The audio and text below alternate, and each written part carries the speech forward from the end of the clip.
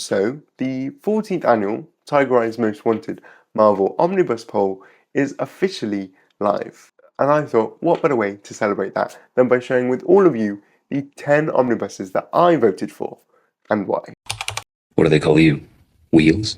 Hey everyone, it's Rose here, and in today's video, I'm going to be talking all about omnibuses, the premium quality collected editions that typically include a significant number of issues about a particular character or series or creator or event in one massive book. Now, over the past few years, I've become obsessed with omnibuses, and you can see all of mine in the back of every single video. Now, a little about this poll, or secret ballot. It started 14 years ago by a guy known as Tigereyes, hence the name, who got a bunch of other omnibus collectors to write in the ones they most wanted to have in the future. Years later, and the poll has expanded exponentially, as it's now hosted by Omar on the Near Mint Condition YouTube channel, and he actually sends the results to the Marvel Collected Editions department, so they know exactly what people want to see. Whether they follow that, we're not so sure, but every year around 20 of the top 60 omnibuses actually do get published, so maybe there is something to that. In the description to this video, I will link to that announcement video that Near Mint Condition did. It's 4 hours long and includes every single option on the poll, along with my friend Crushing Crisis's own website, which has a list of every single option on the omnibus poll, along with the mapping for each of those omnibuses. Now, this just includes omnibuses that haven't been published yet and don't actually exist. So all completely brand new. With that explanation out of the way, let's get to my top 10 most wanted Marvel omnibuses. Kicking off at 10, we have Uncanny X-Men by Chuck Austen. Now, hold on, I know exactly what you're thinking. Why would you want Uncanny X-Men by Chuck Austen in an omnibus? That series is notoriously terrible. And I'd agree, don't get me wrong, but I still think it deserves to be collected. This omnibus, which would collect Chuck Austen's infamous Uncanny X-Men run in the early 2000s, opposite Grant Morrison's new X-Men run, would include several very interesting stories, like the Draco, which sees the reveal of Azazel as Nightcrawler's father, She Lies with Angels, which includes Angel and Husk doing it in the sky, and of course the wedding of Polaris and Havoc, where Polaris goes crazy and turns her wedding dress into a Magneto outfit and tries to kill everyone. And you can't forget the new character introduced in this series, the mutant-hating human Nurse Annie. What a character. Yes, you could argue that Chuck Austen's X-Men stories are bad, but you could never, ever say that they're boring. And that is the one thing a comic should never be. And for that, I think this omnibus should be created. It would just be so much fun to read. Besides, it's not all terrible. We've got the redemption of Juggernaut, storyline that happens throughout the series. I think it's one of the major highlights of the book and is actually really touching, particularly Juggernaut's relationship with Sammy the Squid Boy. And I think this is really the basis for the Juggernaut we see in today's comics, where he is definitely a more heroic character. That was started in this series. Yes, this omnibus wouldn't collect the best X-Men stories out there, but I would have so much fun rereading it. And make no mistake, if this ever did exist in omnibus format, I would collect it day one. Next, at number 9, we have Astonishing X-Men by Greg Pak and Marjorie Liu. This omnibus would collect Greg Pak's short stint on Astonishing X-Men and his offshoot series Extreme X-Men, along with Marjorie Liu's run up until its conclusion, and probably the Extermination event, which both Astonishing and Extreme X-Men tie into. This omnibus stood out to me because it collected some of the most underrated X-Men series of the early 2010s, particularly Marjorie Liu's run on Astonishing X-Men, which had a really interesting team of Gambit, Karma, Wolverine, Warbird, Iceman, Northstar, and Cecilia Reyes. It also had the first gay wedding and some really good introspection on both Karma and Iceman. This whole series is just rather underrated, and I would love to see it in oversized format.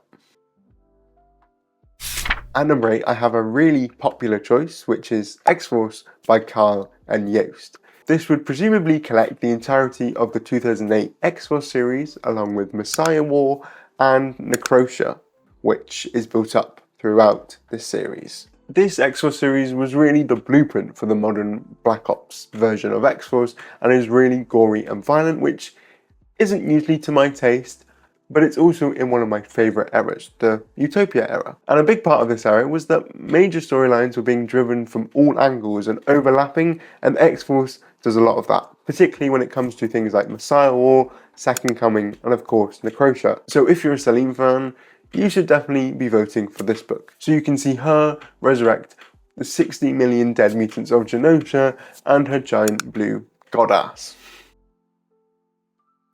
At number 7, I have X-Men Inferno Aftermath. Now this is an event omnibus which would collect across several different titles, namely Uncanny X-Men, New Mutants, and X-Factor.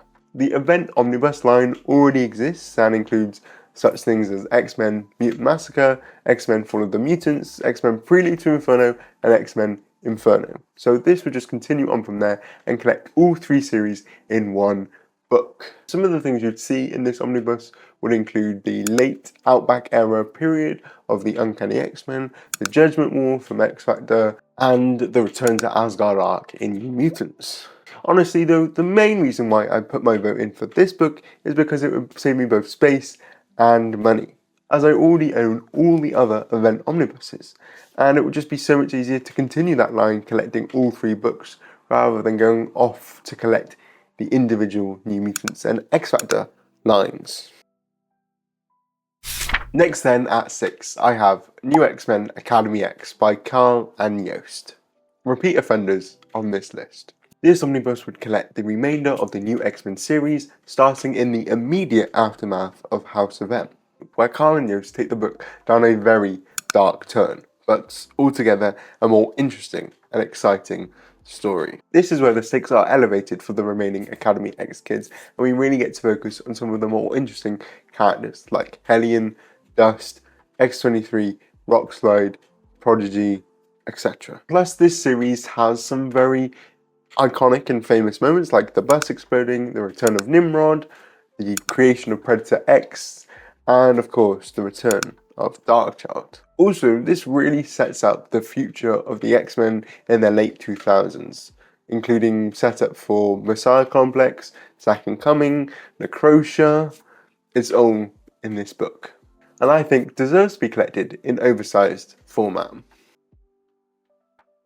So we finally reached my top 5 most wanted Marvel omnibuses, and this is where things get a little interesting, because I initially voted for X-Men Blue and Gold Volume 2 on the poll. This Blue and Gold line is a recent addition for Marvel and is collecting the early 90s period of main X-Men comics. We already have Mutant Genesis, which collects the opening of the X-Men 1991 series all the way through the 1992 Executioner's Song event, and the recently announced Blood Ties, which includes the X-Men Avengers Blood Ties event and the wedding of Cyclops and Phoenix and all of their adventures. However, there is a major gap between these 2 omnibuses, particularly involving the 1993 X-Men event Fatal Attraction. Now, I voted for this omnibus because I wanted the gap filled, but upon reflection, I've realised that Marvel already have a plan to release that book at some point in the future, just not yet, so it's mostly a wasted vote. So I've replaced it with my former number 6 vote, which is New Mutants by Wells, Abnett and Lanning. This omnibus would obviously collect the entirety of the 2009 volume of New Mutants all the way to issue 50, and the main reason I voted for this book is because of the Zeb Wells run, which is the first 21 issues. Now, if you're a Spider-Man fan, you might not have such a positive opinion about Zeb Wells, but his X-Men work is so incredible, particularly this New Mutants run. It sees the return of Magic, the return of Cypher, the return of Danny Moonstar. Every issue is a banger, and I love the characterization of all of the team. This book really is Magic focused though, so if you are a Magic fan, you should be voting for this series. Now, the remainder of the book by Abnett and Lanning isn't as strong, but there are still some fun moments. Nate Gray is back if you care about him. Magma and Mephisto go on a date, which is absolutely crazy. And there's also the return of the 616 version of Blink. So there is stuff to enjoy throughout the entire series, even if the main draw for me is that Zeb Wells run. Now at 4, I have X-Men Messiah Complex, which would collect the entirety of the Messiah Complex event, along with the Endangered Species backup stories, and probably some of the aftermath issues as well. Personally, I think Messiah Complex is the best X-Men event of the 21st century. This event has the arrival of Hope, the clashing between the X-Men Marauders and the Purifiers, and it's a perfect reaction to the House of M event and the decimation, and really propels the X-Men story forward for the next few years in a way that I really love. It is a bit dark and gritty, but it's just a really exciting and interesting time that I just love to revisit. It's also a pretty seamless crossover between the 4 main books, X-Men, Uncanny X-Men, X-Factor and New X-Men, and this event I always recommend to people. Now just to clarify, Messiah Complex has actually already been collected in oversized format in the Messiah Trilogy Omnibus, which collects Messiah Complex, Messiah War and Second Coming, the trilogy of major X-Men events of the late 2000s. However, it just includes the events and nothing else, so you miss out all the bridging material that is essential to go from one to the other, like the X-Men moving to San Francisco or the return of Bastion. The events themselves are great, but that's not exactly how I like to read omnibuses. When it comes to an omnibus, I love to read everything, so that doesn't particularly float my boat. Having a Messiah Comics omnibus all by itself, that's more like it. Now we're finally down to my top 3 most wanted omnibuses. So at 3, I have Uncanny X-Men by Matt Fraction, Volume 1.